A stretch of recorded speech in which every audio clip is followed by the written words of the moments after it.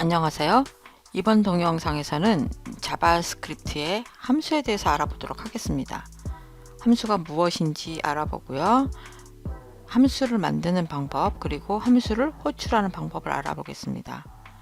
또한 변수를 선언할 때 앞에서는 var이라는 예약어를 사용을 했었는데 에크마스크립트 6에 와서 let라는 예약어가 등장을 해요. 왜 let라는 게 필요했었는지, var과 let가 어떤 차이점이 있는지 그것에 대해서도 알아보도록 하겠습니다. 자바스크립트에서 프로그램은 단순히 하나의 명령만으로 끝나는 것이 아니라 여러 가지의 명령이 연결되어서 원하는 동작을 처리하게 됩니다. 이렇게 처리해야 될 명령을 묶어 놓은 것을 함수라고 합니다. 함수를 사용을 하면 내가 처리하고자 하는 동작의 시작과 끝을 명확하게 구별할 수가 있습니다. 지금 보고 계신 프로그램은 두 개의 숫자를 더하는 프로그램인데요. 넘버1이라는 변수에는 2라는 값을 넣고 넘버2라는 변수에 3이라는 값을 넣어서 이 두 개의 변수를 더한 후에 sum이라는 변수에 저장을 하고 alert라는 문에서 그 값을 표시해 주는 것입니다. 실행을 해보면 알림창에 결과값을 보여줍니다. 이게 지금 4개의 명령을 차근차근 실행을 해서 결과를 보여주게 되는데요. 이걸 함수로 묶게 되면 add number라는 이름을 가진 함수를 이용을 해서 묶어줄 수 있습니다. 이렇게 해놓으면 이 함수의 시작과 끝을 명확하게 이 중괄호로 묶어주기 때문에 함수의 시작과 끝을 명확하게 알 수가 있고, 함수의 이름을 지정을 해놔서 언제든지 그 함수를 불러서 실행을 할 수가 있습니다. 함수를 사용하는 방법은 일단 함수를 정의한 후에 그 함수를 실행을 하는 거예요. 함수를 정의를 할 때는 펑션이라는 예약어를 사용을 하고요. 그 펑션 뒤에 함수 이름을 지정을 해줍니다. 두 개의 숫자를 더하는 함수를 정의를 할 건데 그 함수 이름은 add number다. 함수 이름도 그 이름만 보고도 이 함수의 역할이 무엇인지 쉽게 추측할 수 있는 이름을 써주는 것이 좋습니다. add number다. 그리고 그 뒤에는 괄호를 써줍니다. 이 괄호에는 이제 매개 변수 이름이 들어가게 되는데요. 매개 변수는 이후에 설명을 드리겠습니다. 일단은 빈 괄호로 두세요. 함수 이름과 뒤에 괄호를 넣어 주시고요. 중괄호를 이용을 해서 그 함수에서 처리할 명령을 나열을 해줍니다. 아까 함수가 없을 때 사용했던 명령을 쭉 여기 안에다 넣어줘요. 이러이러한 명령들을 처리하는 함수이다. 중괄호를 닫아줍니다. 이렇게 만들어진 함수를 실행을 하려면 그 함수 이름만 써주면 그 함수가 실행이 돼요. 함수는 이렇게 정의하는 것만으로는 실행이 되지가 않고요. 이 함수를 실행을 하기 위해서는 함수 이름을 지정을 해주면 됩니다. 저장을 하고 웹브라우저로 실행을 해볼게요. 네, 결과값이 나오죠. 알러트 창이 뜨면서 결과값이 5라고 나옵니다. 이 add number는 함수 이름을 적어줄 때마다 계속 실행이 됩니다. 한번 콘솔 창에서 add number를 실행을 해볼까요? 얘는 계속 적어줄 때마다 실행을 할 수가 있습니다. 우리가 두 수를 더하는 것을 add number라고 함수를 정의를 해줬기 때문에 계속 add number라고만 하면 이 프로그램을 실행할 수가 있는 것입니다. 이렇게 함수로 정의를 해주지 않았다면 이것을 실행하려고 할 때마다 이 소스를 다 적어줘야 되죠. 이 함수가 아닌 경우에는 이 소스를 다 적어 주어야만 실행이 되지만 함수로 정의를 해주고 이름을 할당해 줬기 때문에 함수 이름만 적으면 계속 그것을 실행할 수 있는 것입니다. 네, 이제 함수에 대해서 우리가 이해를 했기 때문에 var이라는 예약어를 사용한 변수와 let라는 예약어를 사용한 변수의 차이에 대해서 이야기를 해보겠습니다. let라는 예약어는 ES6, 에크마스크립트 6 이후에 나온 예약어인데요.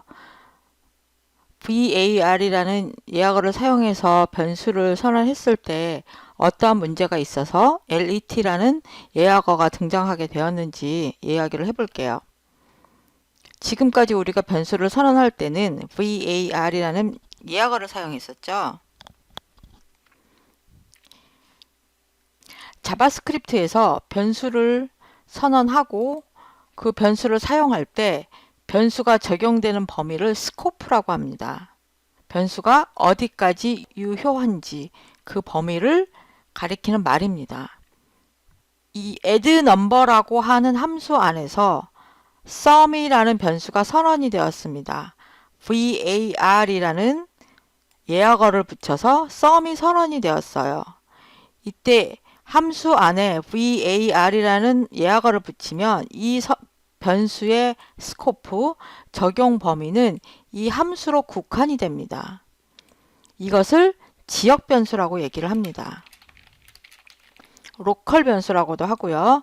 이 sum이라는 변수가 적용되는 범위는 이 함수로 국한이 되는 거예요. 그래서 이것을 실행을 해보면 지금 콘솔 로그 명령을 사용하고 있는데 콘솔 창에서 결과를 확인할 수가 있습니다. 웹브라우저 창에서 콘솔 창을 열면 콘솔 창을 열 때는 웹브라우저 창에서 Ctrl Shift J를 누르시면 돼요. 그 결과값 10 플러스 20해서 30이 표시가 됩니다. 만약에 이 콘솔 문을 addNumber 바깥으로 한번 내보내 볼게요. 그리고 나서 실행을 한번 해보겠습니다. 그러면 오류가 나요. sum이라는 변수가 정의되지 않았다라고 나옵니다. 이유는 sum이라는 변수는 이 함수 안에서만 사용할 수 있는 지역 변수이기 때문입니다. sum을 표시해 달라고 콘솔 로그 문에서 사용을 했는데 이 콘솔 로그가 함수 밖에서 사용되고 있기 때문에 이 sum이 정의되지 않았다라고 오류가 나타나는 것입니다. 이때는 이 sum을 지역 변수가 아니라 전역 변수로 사용을 해줘야 되는 거예요. 이 함수 밖에서도 사용할 수 있게끔 전역 변수로 사용을 하려면 이것을 var이라는 것을 빼고 선언을 해주셔야 돼요. 이렇게 하면 이때는 나타나요. 전역 변수를 사용하고 싶다면 함수 안에서 var을 빼고 사용을 하거나 또는 아예 밖에서 var sum하고 미리 선언을 해놓고 이 안에서 사용을 하거나 이렇게 해주셔야 돼요. 그래서 var이 전역 변수로도 사용할 수가 있고요. 함수 안에서 var을 붙이면 지역 변수로도 사용을 할 수가 있습니다. 그걸 정신을 똑바로 차리고 내가 이것을 전역 변수로 사용을 할지 지역 변수로 사용을 할지 잘 판단을 해서 쓰셔야 돼요. 문제는 내가 얘를 지역 변수로 사용을 하려고 했는데 깜빡 잊고 전역 변수로 사용할 경우가 있어요. 내가 여기다가 var을 붙였어야 하는데 잘못해서 얘를 var을 잘못해서 안 붙였어요. 그래서 얘를 전역 변수로 사용하게 되는 경우가 있습니다. 전역 변수로 사용해서 함수 바깥에서 얘를 조작을 잘못해서 값을 변경시켜 버리는 경우가 있거든요. 그랬을 경우에는 의도치 않은 오류가 발생할 수가 있겠죠.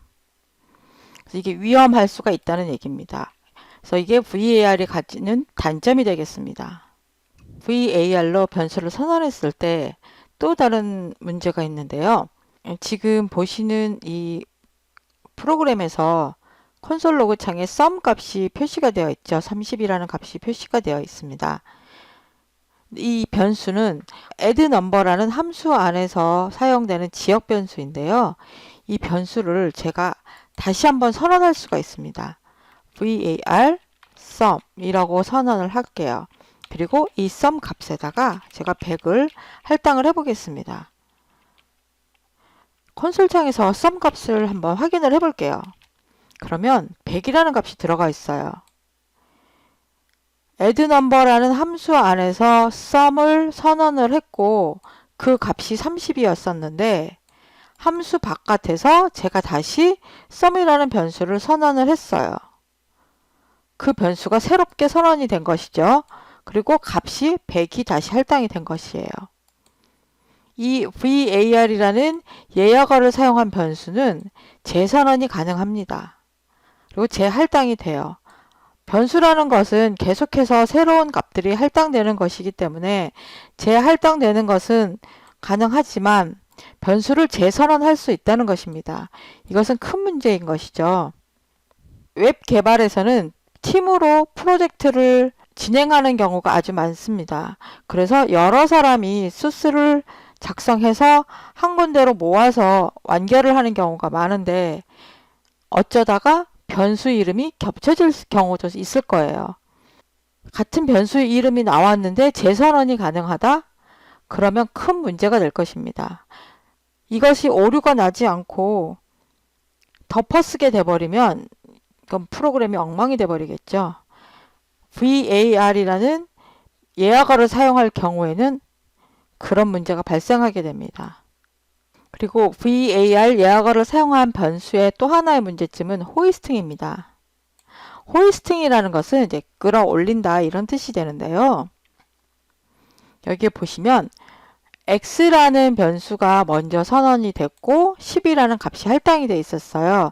그래서 컨솔 창에다가 x 값을 먼저 표시를 해줬고요. 그 다음에 y 값을 표시하려고 했는데 일단 y는 선언이 되지 않은 상태입니다. 콘솔 문 아래쪽에 var 해서 y 변수를 선언을 하고 값을 20을 할당을 해줬습니다. 콘솔 창을 보면 y is undefined라고 표시가 되어 있어요. 원래는 이렇게 나올 게 아니라 y가 선언이 안 된 상태이기 때문에 오류를 발생을 시켜줘야 됩니다.